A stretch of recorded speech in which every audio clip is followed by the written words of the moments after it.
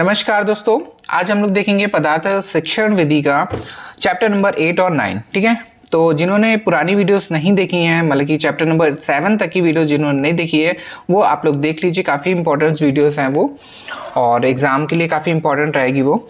तो chapter number 8 जिसका नाम है पाठ नियोजन और बुनियादी तत्व, विशेषताएं उपागम्स और उपागम्स RCEM और NCERT महत्व वर्ष एवं योजना इकाई। ठीक है, तो काफ़ी क्वेश्चन इस वीडियो से आपको मिल जाएंगे। तो चलिए स्टार्ट करते हैं, क्योंकि टाइम बहुत कम है और प्रैक्टिस बहुत ज़्यादा करनी है। तो पहला क्वेश्चन यहाँ पे दिया गया, इकाई प्रविधि का सर्वप्रथम विकास किसने किया। ठीक है, इंपॉर्टेंट क्वेश्चन है। क्या दिया गया है, इकाई प्रविधि का सर्वप्रथम विकास किसने किया। ऑप्शन दिया गया SC मॉरिसन ने, एचिसन ने, या फिर स्किनर ने, या फिर जेम्स ने। तो इसका आंसर हो जाएगा SC मॉरिसस ने करा था। और फिर नेक्स्ट है, इकाई प्रविधि किस सिद्धांत पर आधारित है। बहुत ही इंपॉर्टेंट क्वेश्चन है। क्या बोला गया, इकाई प्रविधि किस सिद्धांत पर आधारित है। मनोविज्ञान पे, या गेस्टाल्ट मनोविज्ञान, या किशोर मनोविज्ञान, या शिक्षा मनोविज्ञान। तो इसका आंसर हो जाएगा बी ऑप्शंस। ठीक है, नेक्स्ट देखते हैं, इकाई योजना का विकास SC मॉरिसन ने किया, परंतु इकाई योजना लाने का जो श्रेय है किसको दिया गया है, या कौन लाया है। ऑप्शन दिया गया एचिसन को, या फिर जॉन डीवी को, या फिर हर्बर्ट महोदय को, या फिर पावलोव को। तो इसका आंसर हो जाएगा सी ऑप्शन से हर्बर्ट महोदय को दिया गया है। और क्वेश्चन नंबर 4 है, इस पे दिया गया, हर्बर्ट ने पाठ्य योजना का निर्माण कितने चरणों में किया। ऑप्शन दिया गया 4, 5, 3 या फिर 7। तो इसका आंसर हो जाएगा बी ऑप्शन से 5।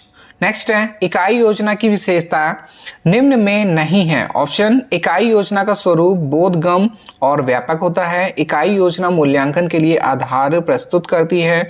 इकाई योजना में छात्र शिक्षक में सहयोग का अवसर प्रदान नहीं किया जा सकता। या फिर इकाई योजना धन, शक्ति और समय की दृष्टि से मितव्ययी होती है। तो इसका आंसर हो जाएगा सी ऑप्शन, ये वाला नहीं है। और फिर नेक्स्ट क्वेश्चन है, RCEM उपागम किसके द्वारा विकसित किया गया। ऑप्शन, डॉक्टर दबे, जो प्रोफेसर यंग, हर्बर्ट, या फिर मॉरिसन। तो इसका आंसर हो जाएगा ए ऑप्शन से डॉक्टर दबे।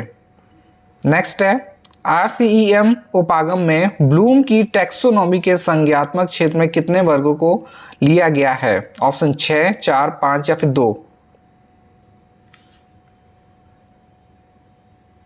तो इसका आंसर हो जाएगा 4 को लिया गया है, 2 बी ऑप्शन हो जाएगा इसका। नेक्स्ट है, हर्बर्ट की पाठ योजना का चरण निम्न में कौन सा नहीं है। ऑप्शन, तैयारी, प्रस्तुतिकरण, या फिर अनुप्रयोग, या फिर विश्लेषण। तो इसका आंसर हो जाएगा डी ऑप्शन, विश्लेषण। नेक्स्ट है, निम्न में कौन सी पाठ्य योजना की विशेषता नहीं है। ऑप्शन, पाठ्य योजना उद्देश्य पर आधारित नहीं होनी चाहिए, या फिर पाठ्य योजना उद्देश्य पर आधारित होनी चाहिए, या फिर पाठ्य योजना छात्र के पूर्व ज्ञान पर आधारित होनी चाहिए, या फिर पाठ्य योजना की भाषा सरल होनी चाहिए। तो इसका आंसर हो जाएगा ए ऑप्शन से पाठ्य योजना उद्देश्य पर आधारित नहीं होनी चाहिए। नेक्स्ट है, निम्न में पाठ्य योजना की विशेषताएं हैं। ऑप्शंस, पाठ्य योजना में शिक्षक और विद्यार्थी दोनों की क्रियाएं पहले से निर्धारित होनी चाहिए। पाठ्य योजना के उदाहरणों का संबंध दैनिक जीवन से हो, या फिर पाठ्य योजना में बोध प्रश्नों का प्रयोग किया जाना चाहिए, या फिर उपयुक्त सभी। तो इसका आंसर हो जाएगा उपयुक्त सभी, डी ऑप्शन इसका सही है। और फिर क्वेश्चन नंबर 11, इस पे दिया गया, इकाई योजना का स्वरूप होता है संकुचित, व्यापक, या फिर दोनों, या फिर कोई नहीं। तो जो इकाई योजना है उसका स्वरूप होता है व्यापक, तो बी ऑप्शन सही हो जाएगा। और इकाई योजना अधिगम से किस सिद्धांत पर आधारित होनी चाहिए। तत्परता के नियम पर, या फिर प्रभाव के नियम पर, या फिर उद्दीपक अनुक्रिया के नियम पर, या फिर इन सभी पर। तो इसका आंसर हो जाएगा इन सभी पर। नेक्स्ट है ए, टी जिल्लर ने स्पष्टता के पद को कितने भागों में विभाजित किया है? ऑप्शन 2 भागों में, 4 भागों में, 3 भागों में या फिर 6 भागों में। तो इसका आंसर हो जाएगा ए ऑप्शन से 2 भागों में किया है। नेक्स्ट, किसने जिल्लर के स्पष्टता विभाजन में एक और पद जोड़ा? ऑप्शन है हर्बर्ट ने, विल्हेम रीन ने या फिर जॉन डीवी ने या फिर जेम्स ने। तो इसका आंसर हो जाएगा बी ऑप्शन से विल्हेम रीन ने। और विल्हेम रीन ने जिल्लर द्वारा किए गए स्पष्टता के विभाजन में कौन सा शब्द जोड़ा? ऑप्शन है प्रस्तावना, सामान्यीकरण या फिर उद्देश्य कथन या फिर प्रयोग। तो इसका आंसर हो जाएगा सी ऑप्शन से उद्देश्य कथन। नेक्स्ट है RCEM उपागम कब विकसित किया गया? 1961 में, 1963 में, 1960 में या फिर 1964।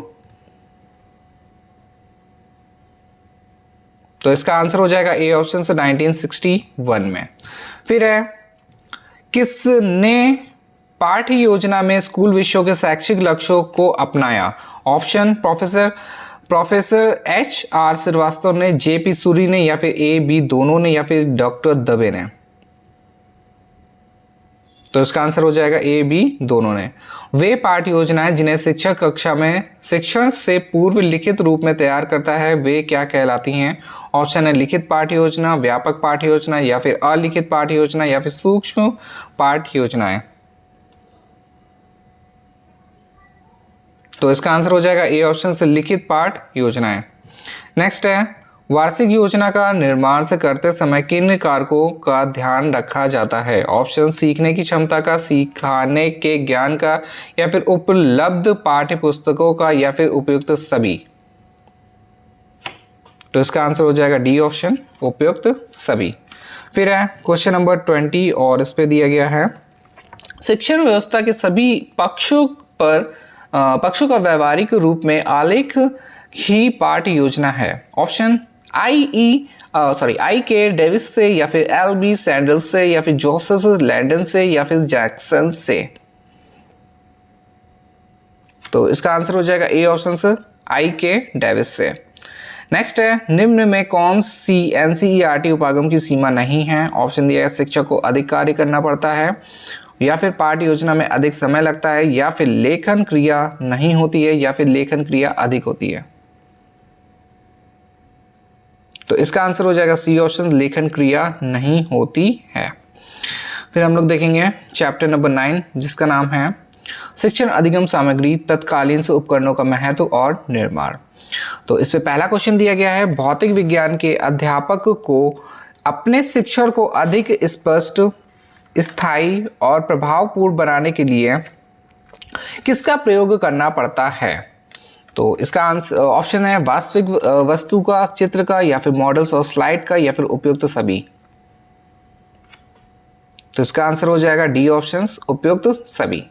नेक्स्ट है निम्न में कौन सा असुरचित साधारण से उपकरण का उदाहरण नहीं है? तो ऑप्शन दिया गया चार्ट्स, रेखा चित्र, गुरुत्व केंद्र या फिर संख्यात्मक चित्र कार्ड। तो इसका आंसर हो जाएगा सेकंड ऑप्शन से गुरुत्व केंद्र। फिर नेक्स्ट है आरंभ में शिक्षक अपने शिक्षण को रोचक एवं से प्रभावपूर्ण बनाने के लिए किस पर निर्भर रहता है?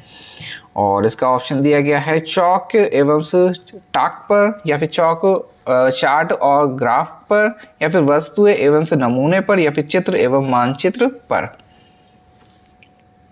तो थर्ड का आंसर हो जाएगा चौक एवं स्टॉक पर। क्वेश्चन नंबर 4 इस पे दिया गया शिक्षण अधिगम सामग्री के प्रकार हैं श्रव्य सामग्री, दृश्य सामग्री या फिर श्रव्य और दृश्य सामग्री या फिर उपयुक्त सभी। तो इसका आंसर हो जाएगा उपयुक्त सभी। नेक्स्ट क्वेश्चन देखते हैं क्वेश्चन नंबर 5 और इस पे दिया गया निम्न में कौन सी शिक्षण अधिगम सामग्री की विशेषता है? ऑप्शन दिया गया शुद्धता का होना, सार्थकता का गुण होना या फिर मितव्ययी होना या ये सभी। तो इसका आंसर हो जाएगा डी ऑप्शन से ये सभी।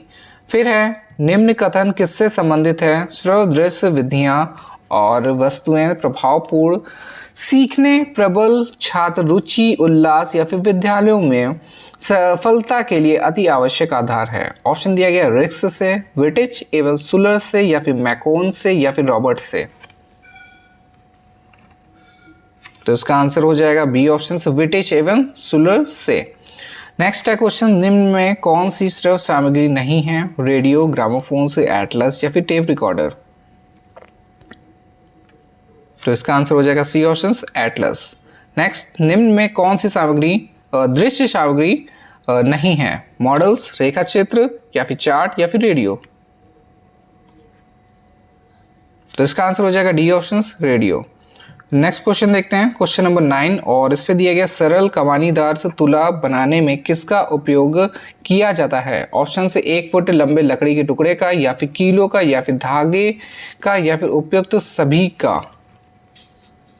तो इसका आंसर हो जाएगा उपयुक्त सभी का।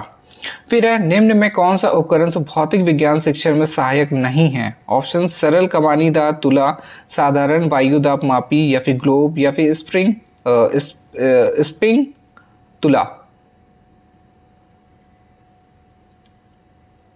तो इसका आंसर हो जाएगा सी ऑप्शन ग्लोब का। ठीक है, नेक्स्ट क्वेश्चन देखते हैं, क्वेश्चन नंबर 11। इस पे दिया गया है, कक्षा में जब अध्यापक श्याम पट पर लिखते हैं तो उनकी पीठ कक्षा की तरफ हो जाती है। इस कारण शिक्षक छात्र संप्रेक्षण की प्रभावशीलता कम हो जाती है। इस समस्या के निवारण के लिए उपकरण का प्रयोग किया जाता है। ऑप्शन है ओवरहेड प्रोजेक्टर, गुरुत्व केंद्र वाला खिलौना, या फिर चलचित्र, या फिर बुलेटिन बोर्ड। तो इसका आंसर हो जाएगा ए ऑप्शन से, ओवरहेड प्रोजेक्टर। ठीक है, इंपॉर्टेंट क्वेश्चन है, ये वाला क्वेश्चन पूछा जा सकता है। और फिर इसके बाद क्वेश्चन है क्वेश्चन नंबर 12, और इस पे दिया गया, निम्नलिखित में से कौन सा ओवरहेड प्रोजेक्टर की संरचना का भाग नहीं है पूछा गया है इस पे। तो ऑप्शन हो जाएगा कैबिनेट, प्रोजेक्शन लैंप, एक पंखा, या फिर बुलेटिन बोर्ड।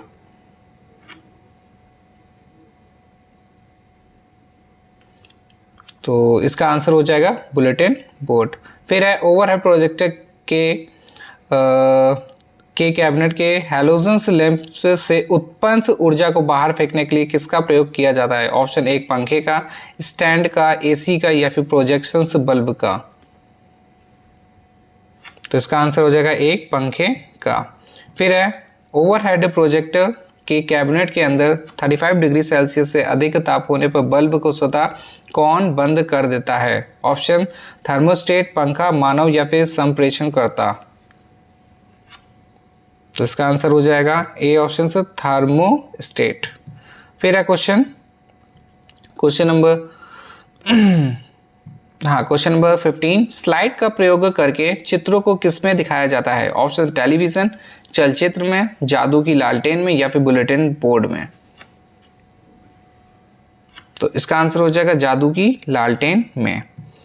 फिर लास्ट क्वेश्चन है ये, और इस पे दिया गया, हमारा शिक्षण तभी महत्वपूर्ण हो सकता है जब हम अपनी पुस्तकों में चित्रों को अधिक स्थान दें। उनके विचार से ज्ञान विभिन्न ज्ञानेंद्रियों के माध्यम को प्राप्त किया जाता है। दृश्य श्रव्य सामग्री में आंख और कान साथ साथ कार्य करते हैं। ऑप्शन कॉमेनियम से, या फिर मैकॉन से, या फिर रॉबर्ट से, या फिर सुलर से। तो इसका आंसर ए हो जाएगा। ठीक है, तो ये हम लोगों ने आज कंप्लीट करा चैप्टर 8 और चैप्टर 9। ठीक है, नेक्स्ट वीडियो हम लोग 10 और उसके आगे क्वेश्चंस को सॉल्व करेंगे। चलिए, धन्यवाद।